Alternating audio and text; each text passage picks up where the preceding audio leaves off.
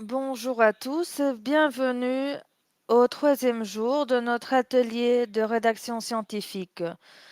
Pendant que nous attendons que tout le monde prenne leur place, vous pouvez voir sur la diapositive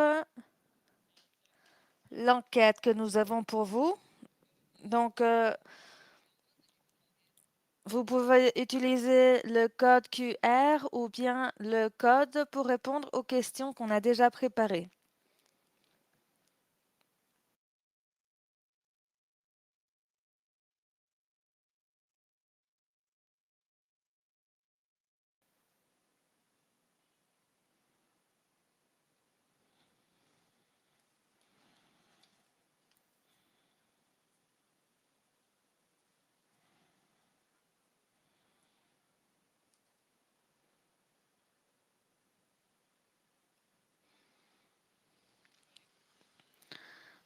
Nous attendons encore quelques réponses.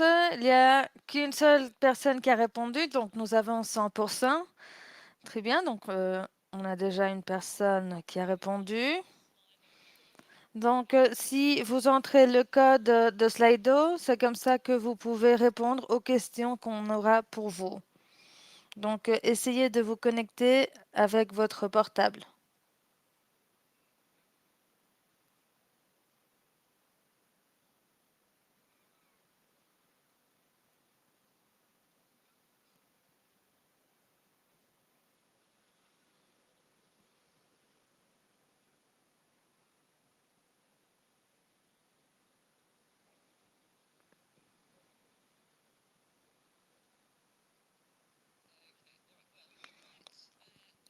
Très bien.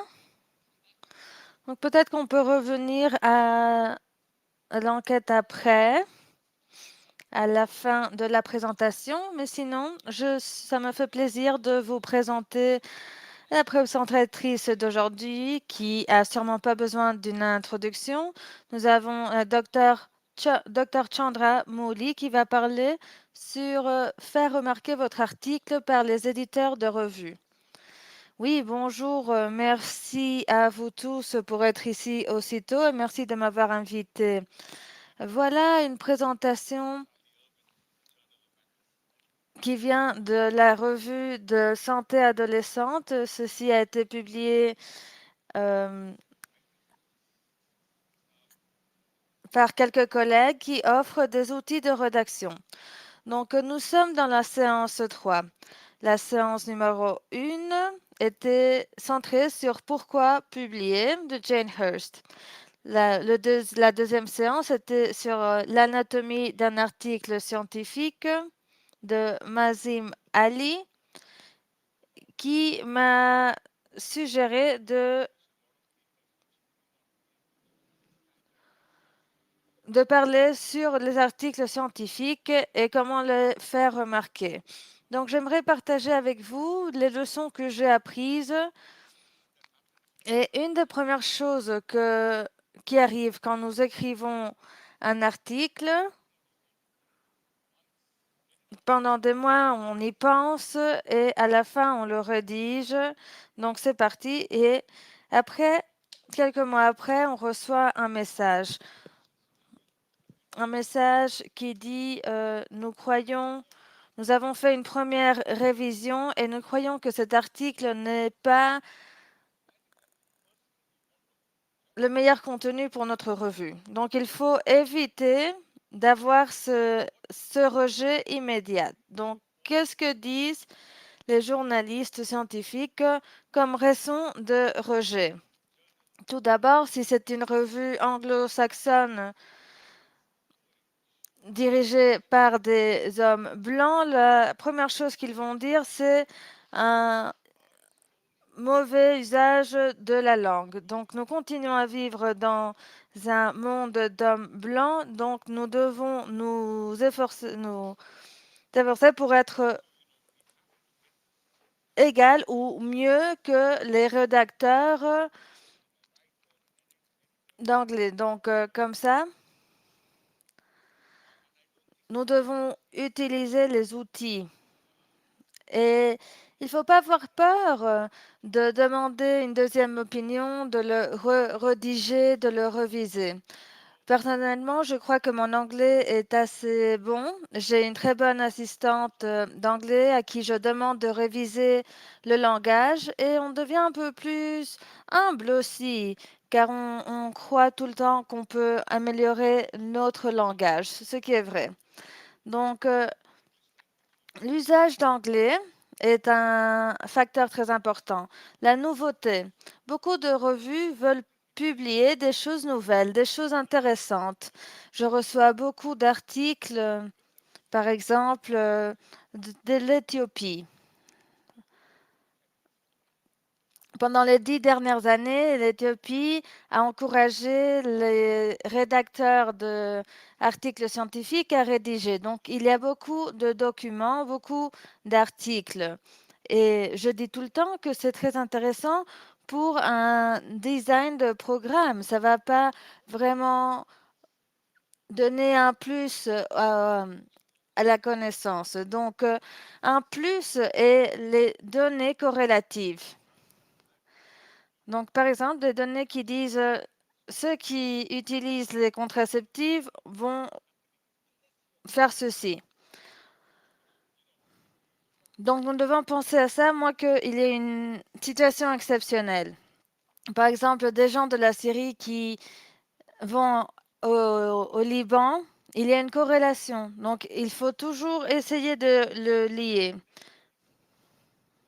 Sinon, on aura des résultats contextualisés assez pauvres. Je me souviens d'avoir révisé des articles sur les sciences de santé globale et mettre à l'échelle l'éducation sexuelle. Donc, nous avons travaillé avec l'éditeur et nous devons dû le convaincre pourquoi c'était important de publier ces articles. Et ce qu'il m'a dit est, ce travail n'est pas nouveau. Et je lui ai dit, ce n'est pas nouveau, mais ce qui est nouveau, c'est qu'il y a peu de pays qui font ce travail et le font bien. Donc, il faut bien le contextualiser. Peut-être que sous vos yeux, c'est très clair, mais sous les yeux de l'éditeur, n'est pas clair. Donc, qu'est-ce que le contexte? Peut-être que nous avons des excellents éditeurs sur le panel qui peuvent nous donner d'autres raisons, mais souvenez-vous que les éditeurs sont comme un manager. Si c'est si c'est un bon article, qu'il a reçu des bons commentaires après la publication, le manager, il va l'encourager. Et en tant qu'éditeur, quand nous devons lire 100 articles, nous voulons trouver les meilleurs. Donc, voilà les raisons pour lesquelles on peut avoir un rejet. Et essayez de faire votre propre liste de rejets. Une chose aussi très importante à penser avant de rédiger sont quels sont les 2 ou 3 messages clés. Je commence toujours par d'écrire d'abord l'abstrait avant d'écrire l'article. Et après, vous pouvez travailler sur l'abstract, même si c'est sur la version 10. Mais cet abstract, en une demi-page, vous devez écrire les messages clés. Après, vous devez répondre à qui vous écrivez. Vous écrivez quels sont les messages clés. Qui est les lecteurs cibles? Donc, même avant de rédiger, il faut penser à ce qu'on veut dire, pourquoi, à qui et qu'est-ce qu'ils vont faire dans leur comportement. Surtout si nous parlons de la communication ou du changement de comportement. Qui parle à qui? Pourquoi? Quel est le résultat que nous voyons? Et si ceci n'est pas clair, l'article ne va pas être clair non plus. Quand je lis des articles, je me demande pourquoi ils écrivent ceci, pourquoi ils n'écrivent pas les raisons pour lesquelles ils ont fait cette recherche. Donc c'est un peu frustrant et on ne veut pas que les éditeurs sentent cette frustration. Vous devez toujours lire l'article à votre abstract. Il y a plusieurs types d'articles que vous pouvez écrire et chaque revue va vous donner leur type d'article. Et c'est utile pour voir quels sont les types d'articles existants et quels sont les types d'articles dont les éditeurs ont besoin. Mais tout d'abord, nous pouvons définir à quoi nous pensons sur le type d'article que nous voulons rédiger et prendre en compte aussi les commentaires de la revue ou de l'éditeur. Peut-être que vous êtes tous au courant du fait qu'il y a des fonds très grands pour l'éducation intégrale sexuelle. Donc, il y a plusieurs églises qui sont partenaires et maintenant nous sommes en train de publier un article pour rejeter leurs observations. Donc, même avec un article, on peut le re-rédiger et en sortir deux autres avec sous un seul sujet. Je ne vais pas parler sur ceci en détail, mais je vous partage seulement la structure d'un article scientifique qui est assez standard. Introduction, sur quoi ça parle, pourquoi a-t-on besoin de cette publication et quelles sont les questions qu'on essaye de répondre. Donc, je réponds à ces questions une seule fois. Si nous avons une formule, comme vous voyez, un article scientifique n'est pas un roman. Ça doit être prévisible, l'article scientifique, et donc nous devons suivre une formule. Donc nous sommes limités par les structures, mais même avec ça, ça doit marcher. Donc voilà les structures que nous avons et quelles sont les possibles structures pour un commentaire. Et c'est ce qui est bien de rédiger les commentaires et de ne pas suivre une structure d'article scientifique. Donc, vous pouvez utiliser question-réponse, problème-solution, donc n'importe quelle structure qui fasse du sens pour votre projet. Quel est le type de sujet, de structure que vous pouvez utiliser? Vous pouvez aussi vous éloigner des méthodes et des conclusions. Vous pouvez trouver la liberté d'écrire beaucoup de choses intéressantes. C'est pour cela que je trouve beaucoup plus amusant écrire les commentaires et on peut faire les deux choses. Après, nous avons aussi choisir la revue. Je vais vous partager le lien de cet article. Comment choisir la revue? Quels sont les requis et les candidats? Chaque revue nous donne une liste de sujets sur lesquels nous pouvons réflexionner. Donc, il y a une approche d'algorithme à ça. Voilà le lien. Quoi faire et quoi ne pas faire avec les revues. Donc, choisir la revue que vous voulez, ne pas présenter la même stratégie à deux revues différentes en même temps. Ceci n'est pas une bonne idée. Si vous présentez l'article à une revue qui ne va pas publier, ne le faites pas et ne présentez pas votre article à la revue la plus prestigieuse. Ce n'est pas un article publié qui va vous faire une carrière avec beaucoup de succès. Donc, si nous avons une bonne publication dans n'importe quelle revue, ceci va être reconnu à tous les niveaux. Franchement, peu importe la revue dans laquelle il est publié, l'article, ce qui est important est le message. Pour écrire l'article, encore une fois, nous avons besoin d'une bonne histoire, savoir la raconter. C'est comme une chanson.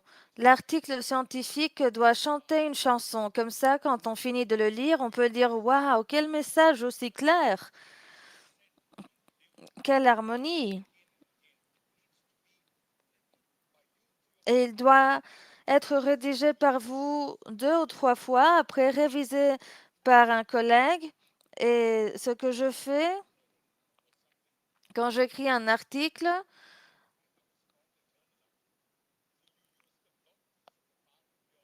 je publie une partie pour avoir les commentaires et après je rédige l'article. Donc, j'arrive à la fin de ma présentation. Comment faire remarquer notre article? Tout d'abord, au début, on écrivait cet article très complet avec un processus de soumission d'articles et on ne peut pas continuer si on ne présente pas une lettre de motivation. Et mon conseil est de prendre 2 jours pour écrire la lettre de motivation. Prenez le temps, car une lettre de motivation qui est alignée avec votre abstract est très important. La lettre de motivation est la plus importante. Donc, il y a cette publication du RRI. J'ai reçu des publications de l'UNESCO, de l'UNFPA, et pouvoir écrire une lettre de soutien de pourquoi s'il est important de publier cet article. Donc, le but est d'avoir l'article publié. Donc, il faut utiliser tous les outils qu'on a à notre disponibilité pour atteindre ce but. La lettre de motivation est importante, l'abstrait est important, le titre est important. Le titre nous aide à connecter avec les éditeurs. Et le plus important, quand vous cherchez un sujet, c'est l'abstrait, le résumé qui nous garantit qu'on va lire tout l'article. Donc, c'est clé de rédiger l'article, mais c'est aussi clé de passer du temps à penser à la lettre de motivation et au titre. Et finalement, vous devez réviser la soumission de votre manuscrit. Vous recevez 4 pages de retour, de commentaires, vous les lisez, 2 jours après, vous les relisez. Et des fois, c'est difficile d'accepter toutes les critiques, mais la plupart du temps, quand on le relit, on peut trouver des recommandations très utiles. Et très fréquemment, j'invite les examinateurs à faire partie de ma publication, car ils ont tellement ajouté que c'est juste de, de les, de les mentionner. Donc, je les ai déjà inclus comme partie de l'article. Les approches de révision. Tout d'abord, avoir la distance, être précis avec pourquoi on est en désaccord. Donc, il faut bien choisir nos arguments. On ne veut pas être en désaccord avec tous les commentaires. Il faut choisir lesquels et on remercie pour leurs commentaires sur ces préoccupations. Et voilà, juste une petite remarque sur ça. Et après, la lettre de révision, point par point. Et après, une lettre de resoumission qui doit être aussi bonne que la première. Donc, une bonne lettre qui communique le message pour dire que vous connaissez ce dont vous parlez. Donc, dans ce monde, pour que quelqu'un lise notre article, il faut le remercier et même leur donner un bisou, car dans ce temps-là, les gens ne lisent plus. Même s'ils disent oui, ils vont sûrement pas avoir lu. Et quand on reçoit des commentaires de retour, c'est là où on voit vraiment le respect. Quand ils lisent tout l'article, surtout quand nous avons un article qui n'est pas en bonne direction, et donc recevoir les commentaires de l'éditeur est très précieux. J'ai publié 135 articles, 10 articles par an. Il y en a un qui vole. Il y en a qui sont rejetés 3 fois. Mais je laisse jamais tomber un article. Je le publie quand même. Mais ceci veut dire de ne pas faire tellement attention. Et beaucoup de gens me demandent pourquoi tu le fais, comment as-tu le temps? Et c'est quand je promène mon chien dans le matin où j'ai les idées les plus claires. Donc, la rédaction m'a ouvert tellement de portes pour plusieurs séances, pour l'argent. Je peux dire au donneur merci pour votre offre d'intérêt. J'en ai pas besoin maintenant. Peut-être que quelqu'un d'autre a besoin de cet argent plus que moi. Donc, voilà le pouvoir. Et l'OMS, ça fait 30 ans que je travaille à l'OMS. Je vais prendre ma pension l'année prochaine. Et c'est toujours un monde de, d'hommes blancs. Quand je suis rentrée, c'était 5 hommes blancs qui contrôlaient l'OMS. Les choses ont changé, mais voilà le standard. Donc, il faut utiliser ceci pour être meilleur. Je vous souhaite le meilleur dans vos carrières.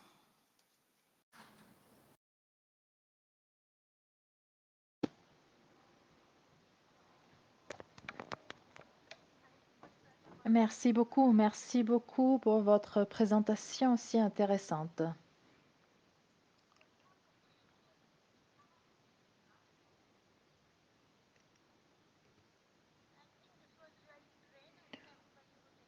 Je crois que nous sommes tous d'accord, c'était magnifique. L'approche pendant les 3 dernières années se base sur l'écriture claire. Et ce qui a été souligné aussi aujourd'hui, c'était la lettre de couverture.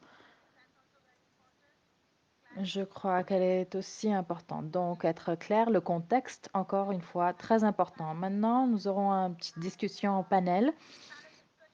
Cette discussion prendra 15-20 minutes et après, nous aurons une session de questions-réponses. Donc, si vous avez des questions, vous pouvez les poser utilisant le Slido ou vous pouvez utiliser le micro ici même.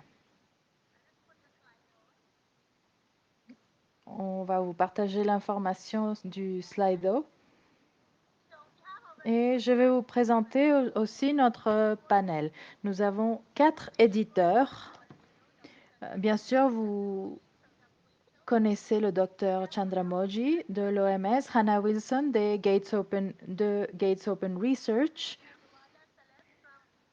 Rwanda Salem de Global Science and Practice, une revue très prestigieuse, et Mademoiselle Forster for Contraception.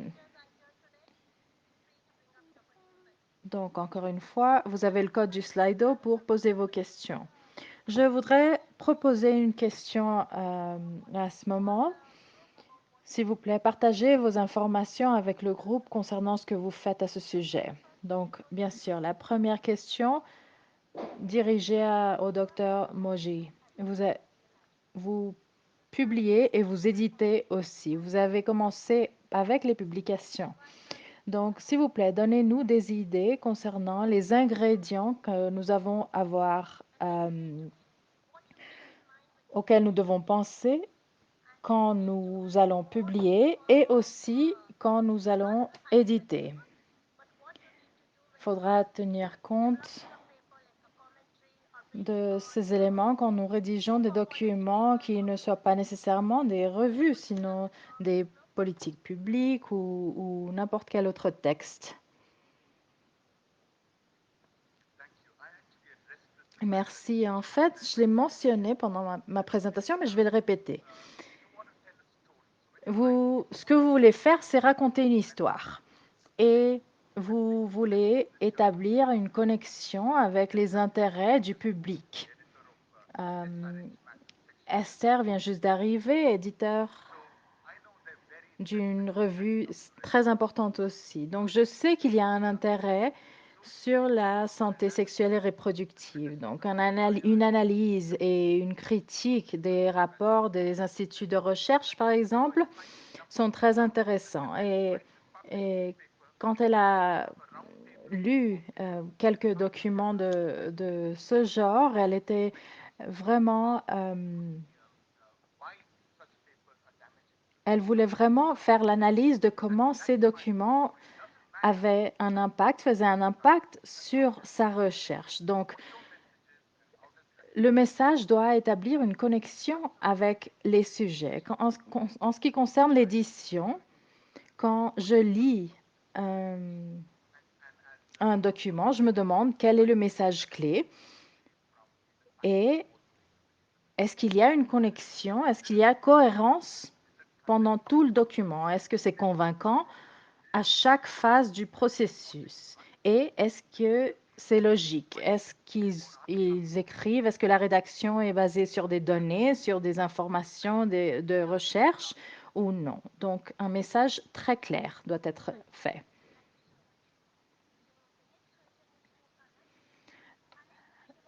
Une question pour Hannah. Vous travaillez à Gates Open Research. Vous éditez à cette organisation. Est-ce que vous pouvez partager avec nos collègues au sujet des recherches d'accès ouvert? Qu'est-ce que sont les politiques d'accès ouvert et comment elles peuvent nous aider? Bien sûr, je suis Hannah Wilson et je travaille dans Rodvin, une entreprise de publication, et j'y travaille depuis 10 ans. Donc voilà, nous travaillons avec des méthodes d'innovation en ce qui concerne l'édition, avec des différentes organisations de financement qui veulent soutenir ces recherches et le partage de toutes ces informations. Donc c'est ce qu'on va voir demain. La plateforme qui est soutenue par la Fondation Bill et Melinda Gates et les publications de toutes les recherches et toutes les opportunités pour les orateurs, les présentateurs à cette conférence. Mais bon, plus spécifiquement au sujet de l'accès ouvert, je crois que nous nous trouvons vraiment dans un espace où il y a de l'innovation, où il y a beaucoup de nouvelles idées, même si on y est habitué.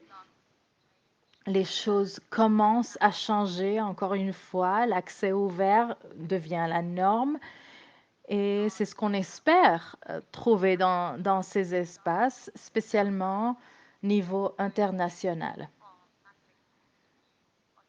Si vous recevez du financement, vous devez publier à travers d'un accès ouvert et voilà, le financement représentera une opportunité pour faire des éditions, des publications au niveau global. Je vais parler de la recherche à accès ouvert demain. Il y a différentes opportunités que je pourrais vous recommander. Le site DOAJ, si vous êtes intéressé aux différents modèles d'accès ouvert et comment vous pouvez y travailler selon votre situation de financement. Je crois que l'accès ouvert en ce qui concerne la lecture d'un document et les souscriptions pour les pouvoir lire, nous savons tous et toutes que c'est très frustrant quand on veut vraiment lire un article ou une revue, mais on ne peut pas la lire sans payer 30, 50, peut-être 100 dollars. Nous savons que les revues, la documentation publiée par accès ouvert a beaucoup plus de sens.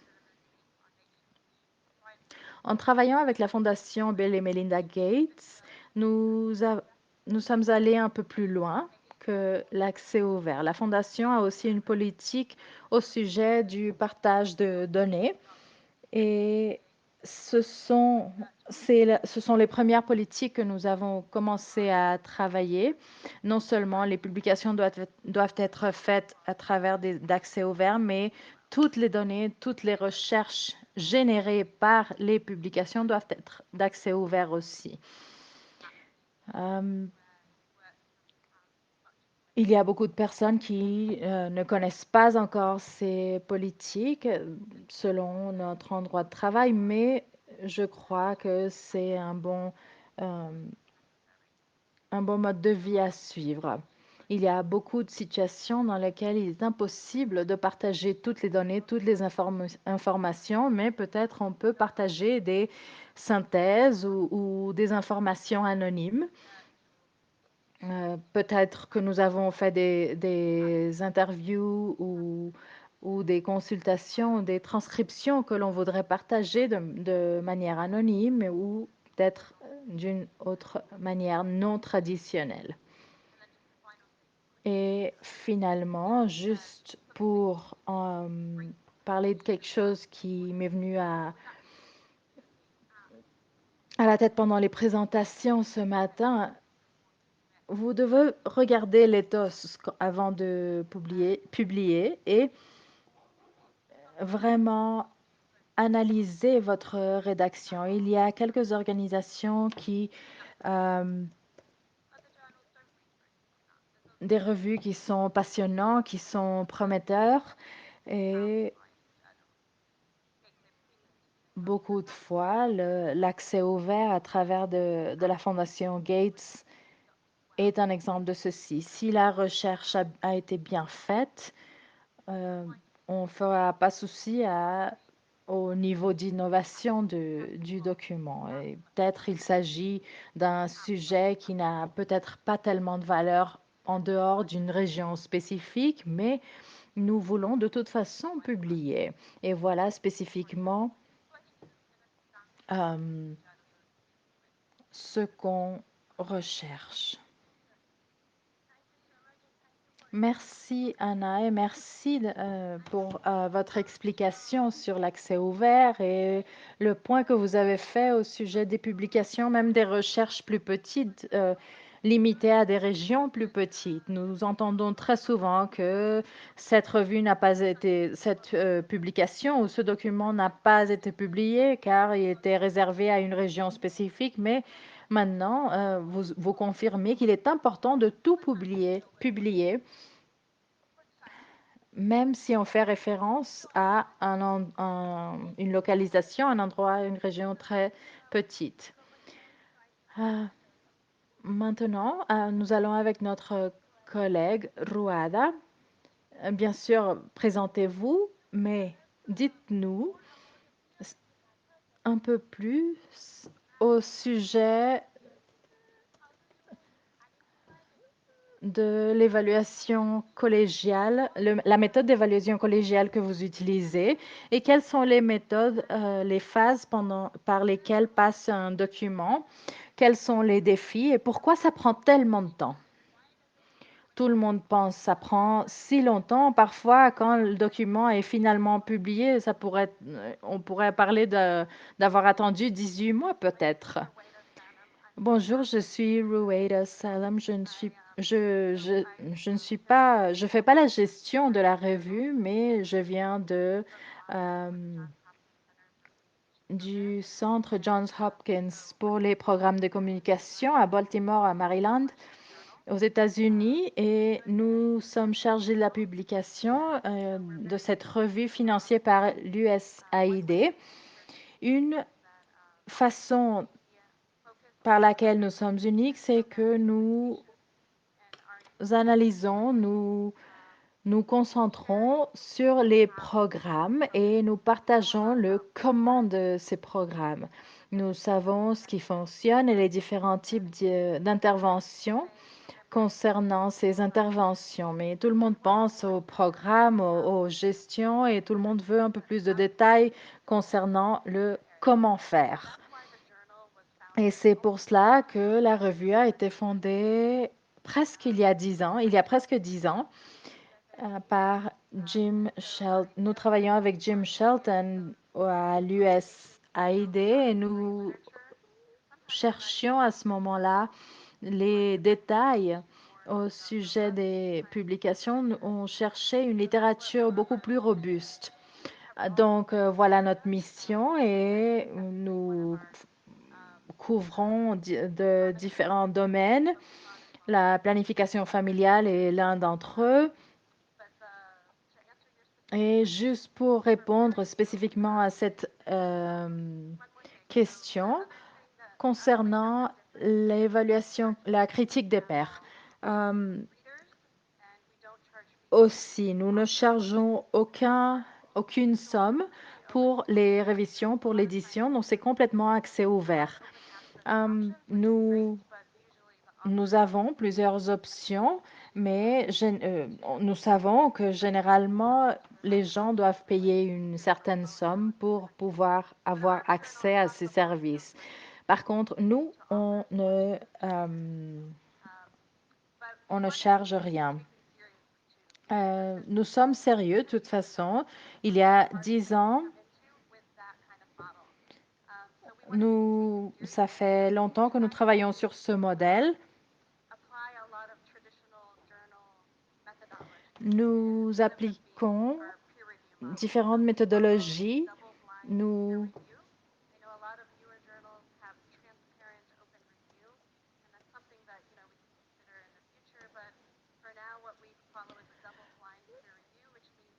Nous faisons une analyse, une critique de pair à double aveugle. Donc, personne ne connaît les identités ni des éditeurs, ni des rédacteurs, ni des réviseurs.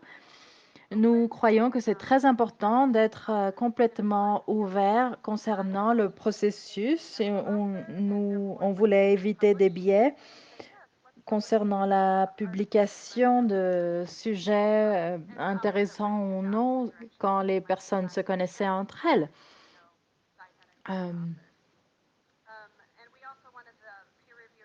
On voulait aussi que tout le monde soit à l'aise en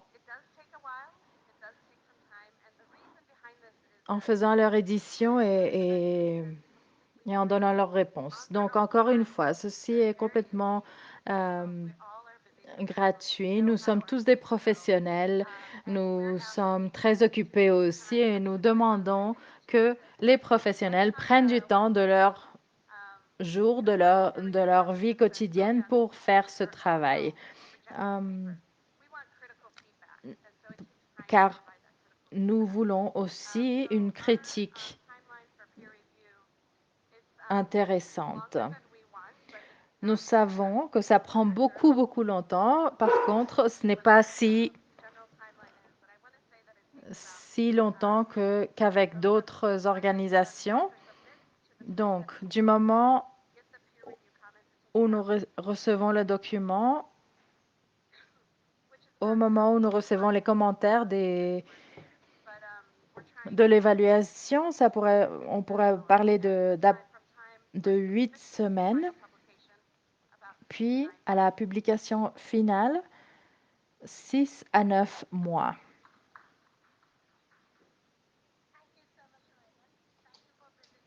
Merci pour présenter toutes ces informations. C'est très important que nous comprenions tous les détails. Maintenant, nous passons à Angel Forster. Elle gère The Contraception, une revue très importante dans ce domaine. Nous voulons savoir aussi quel type de document, quel type d'article vous acceptez pour cette revue et pourquoi ces éléments sont si importants et que doit-on considérer quand nous cherchons une revue pour publier. Merci. Je suis Angel Foster. Je suis professeur à l'Université d'Ottawa et je voulais juste dire que l'Université d'Ottawa est sur le territoire algonquin. Nous travaillons au sujet des droits sexuels et reproductifs avec notre revue. The Contraception est une revue établie depuis 1970.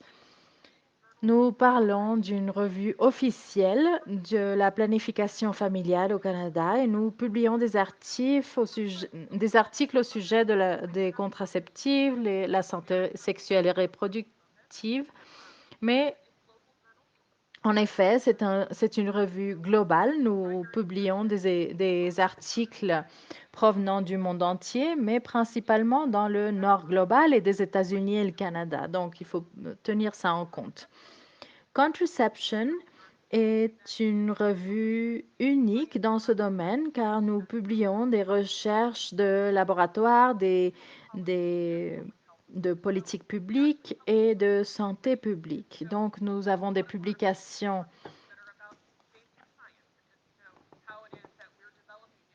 au sujet de la science en général.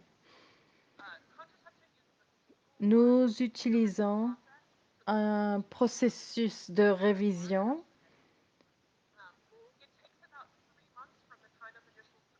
simple et ça prend plus ou moins 3 à 4 mois et pour recevoir les premiers commentaires de l'édition.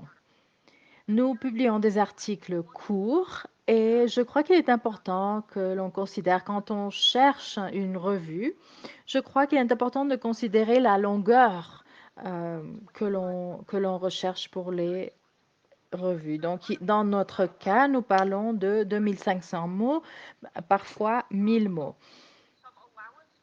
Nous avons un peu de flexibilité concernant différentes méthodologies, mais notre public est principalement compris de cliniciens et de docteurs qui ne cherchent pas des articles très très longs. Donc voilà, si vous voulez publier quelque chose avec une longueur considérable, nous ne sommes pas votre option.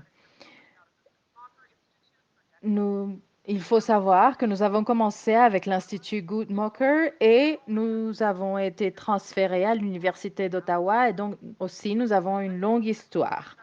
Les perspectives au sujet de la santé sexuelle et reproductive n'ont pas qu'à voir avec la contraception et la reproduction. Nous publions des articles sur le travail global, mais nous limitons généralement au nord global.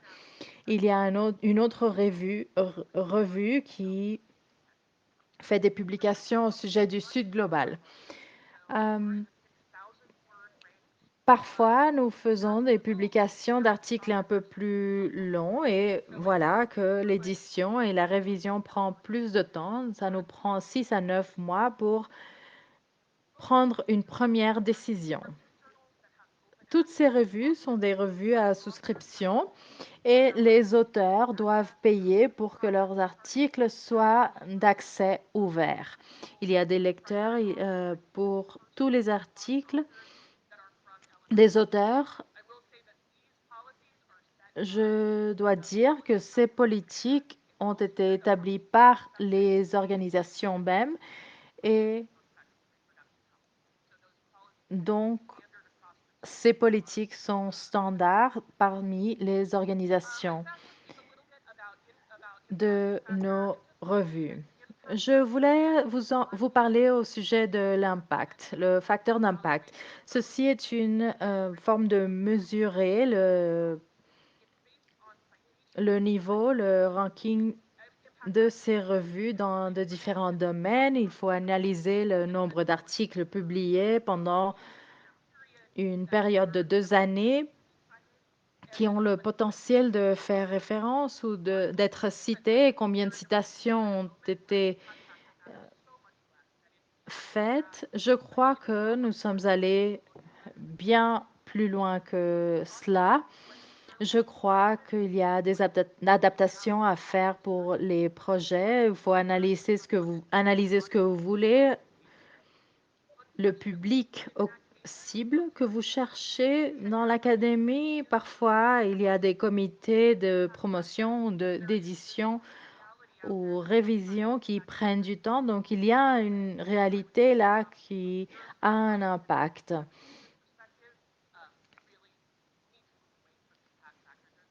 Par contre, je crois qu'il faut s'éloigner du facteur d'impact. Merci, merci de partager votre perspective. Nous avons beaucoup de questions posées que nous n'aurons pas le temps de répondre, mais nous avons un collègue ici qui voudrait prendre le micro.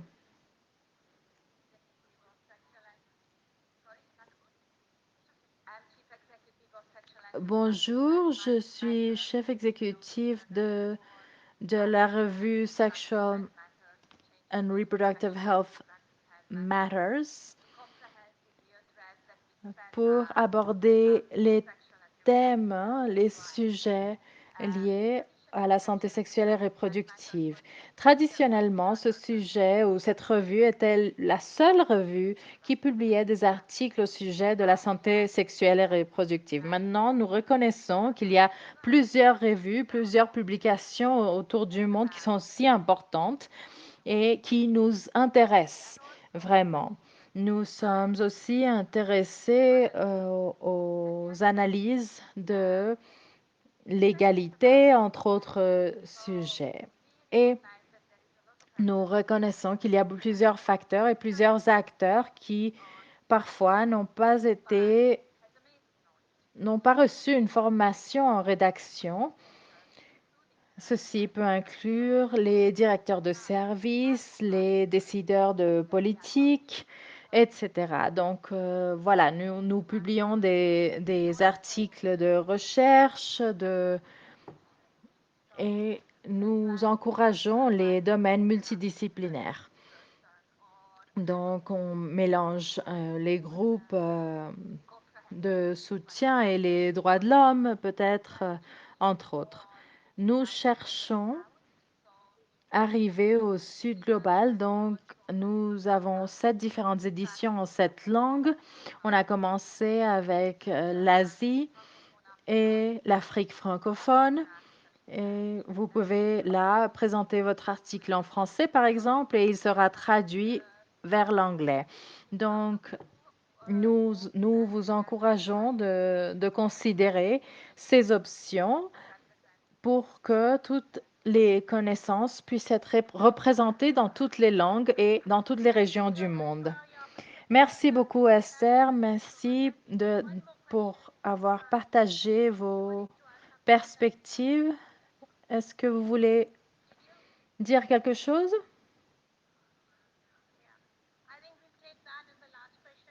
Je crois qu'on pourrait prendre celle-là comme notre dernière question. Bonjour, merci. Merci à tous. Je crois qu'il y a des questions très intéressantes sur Slido. Une question que j'ai posée le lundi et que je crois qu'il vaut la peine répéter. Quelles sont les opportunités avec lesquelles nous pouvons faire le processus d'écriture, de rédaction plus inclusif? Nous avons parlé aujourd'hui au sujet de l'accès ouvert et aujourd'hui, par exemple, l'évaluation collégiale et au sujet de demander à d'autres personnes de prendre du temps non payant pour faire ces revues entre pairs et surtout les femmes qui ont des accès très lointains concernant les publications dans des revues importantes. Je comprends que payer les gens pour faire des revues entre pairs serait quelque chose de très difficile, mais nous sommes déjà dans une situation très difficile concernant ce sujet. Je crois qu'il faut comprendre les contextes dans lesquels nous faisons ces publications. Il faut aussi penser aux institutions, aux organisations qui achètent leur accès à ces revues, à ces journaux. Et, les institutions qui généralement payent ces sommes. Donc, je voudrais savoir de votre part quelles autres discussions sont sur la table et qu'est-ce qu'on pourrait voir dans les prochaines années concernant l'élimination des obstacles auxquels nous faisons face concernant les publications dans des langues qui ne sont pas l'anglais. Est-ce que vous pouvez vous présenter aussi, s'il vous plaît? Alison Hoover, je suis de l'université Emory.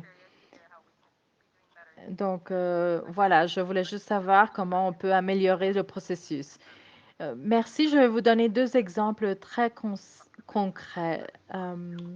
Juste l'année dernière, nous avons fait une publication un ensemble d'articles de la Challenge Initiative. Dans ces cas, nous avons dit que nous voulions la responsabilité de faire la revue des articles. Donc, dans mon cas, par exemple, je reçois un salaire de la OMS, mais dans ces cas, nous avons des rechercheurs du Sud global comme partie de l'équipe éditoriale et qui reçoivent un salaire. Et comme ça, nous mettons une limite entre les financeurs, les bailleurs et les, les personnes chargées de la révision. Donc, en effet, nous pouvons payer et il faut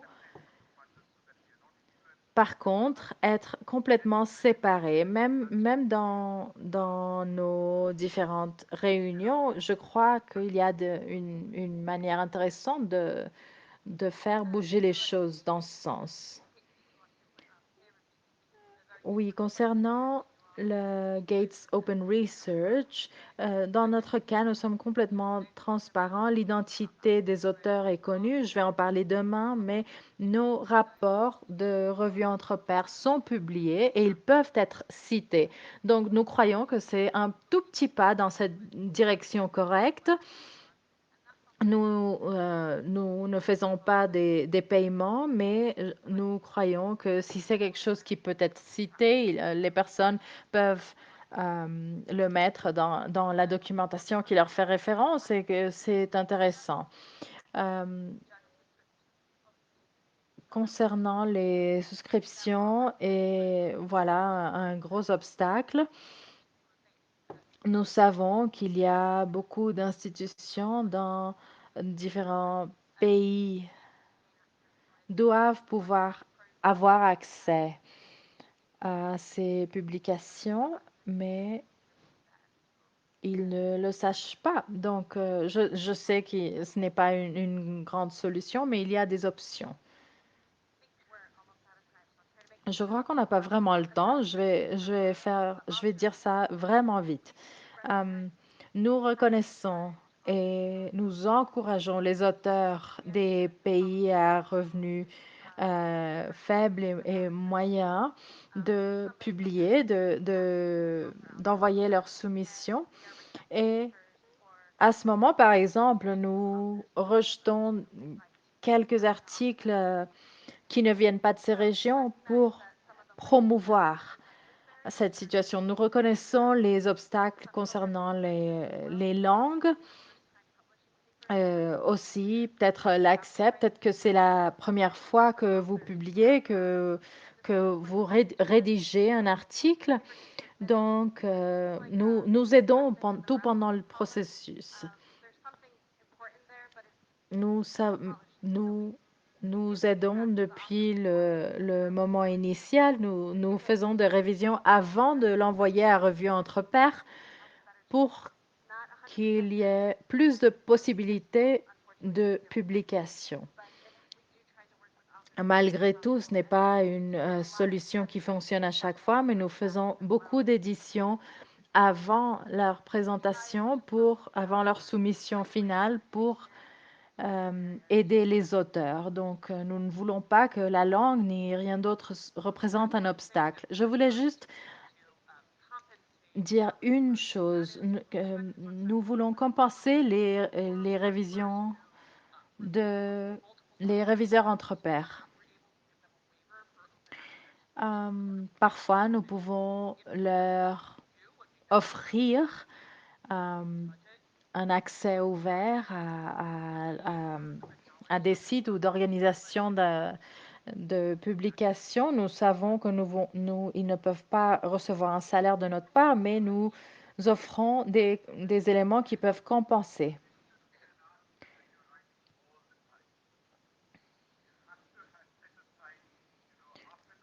Il faut se souvenir que vous avez besoin d'une demi-heure, une heure tous les jours pour écrire.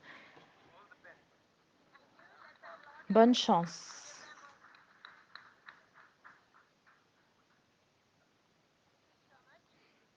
Merci à tous et à toutes.